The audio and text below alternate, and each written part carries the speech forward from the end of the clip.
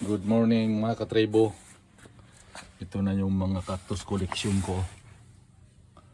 Yan o. Sobrang dami na. Yan. Iba-ibang klase yan. Ito si Kapitan Oscar Dudong Bocol. Yan. Ito naman si Ibana. Ito si Moana. Ito si Nicole. Yan. Itong iba nito wala pang pangalan. Ito si Queen.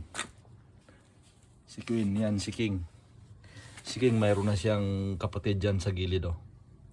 4 na piraso ang kapatid niya. Yan. Ano? Ito ang pinakauna kong koleksyon ngayong taong 2026. Si Dat Dat. Karamihan na ito wala pang mga pangalan. Meron akong ibang tanim dito. Ito sa rosemary. Herbal. Yan yung aking alagbati na abutan ng taglamig. Malapit nang mamatay. Ito yung aking talong alat. Hindi na nakabunga dahil naabutan ng taglamig din. Ito yung aking natural talong. Yan. Nakuha ko ng bunga ito. Marami akong nakuha dito kaso lang naabutan siya ng taglamig.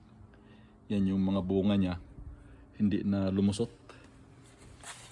Ito naman si Marimar. Si Marimar yan. Ito yung aking lemongrass. Yan, abutan din ng taglamig. Ito si Ratay Digong. Sobrang laki. Yan, ito mga malalaki talaga ito. Ratay Digong. Ito naman si Pastor Kibuloy. Yan sa baba. Ito si Rosalinda. Yan. Mayroong mga pangalan yan. Ito kasi hindi ko pa na binyagan na ang pangalan to pero lagyan ko na ito lang bago ko si Dat Dat yan. Dat Dat. Ito dito pag namulak na to lahat bibinyagan ko ng pangalan ito. Yan. Ngayon gumanda ang panahon ngayon pero kagabi umulan. Umulan kagabi. Yan. Mayroon pa akong ano doon sa loob mga cactus din. Tinago ko kasi yung ibang cactus ko kasi ito yung aking kamo, hindi ko pa nalagpitan, kakagising ko lang eh. Yung ibang cactus ko kasi hindi sila kayang mag-stay ng lamig. Kaya tinago ko dito sa loob. Ito si Inday Sara. Gandang bulaklak nito. Ito naman si Magic Star. Si Magic Star to. Ito naman si Balileng. Yan, si Balileng yan. Yan, pag hindi ko sila ipasok sa loob, pag na anahan sila ng ulan na yellow or ice, nabubulok sila. Yan, nabubulokan sila. Kaya tinago ko sa loob. Mayroon pa dito sa kabila. Ito, yun o, namulaklak na yun o. Umpisa na itong namukadkad. Yun o. Itong cactus na to, namulaklak siya sa dahon lang.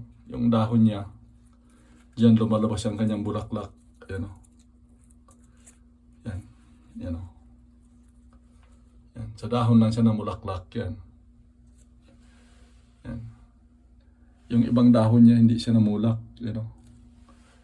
Ito. Yan. Kaya kailangan itago. Ito naman dahlia. Ito, namatay na sana to. Kasi naabutan nga siya ng ano yung sobrang init noong August. Namatay.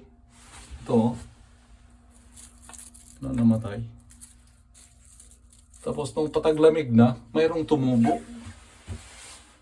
Yan, tumubo siya nung taglamig parating ng taglamig. Tumubo siya nung November.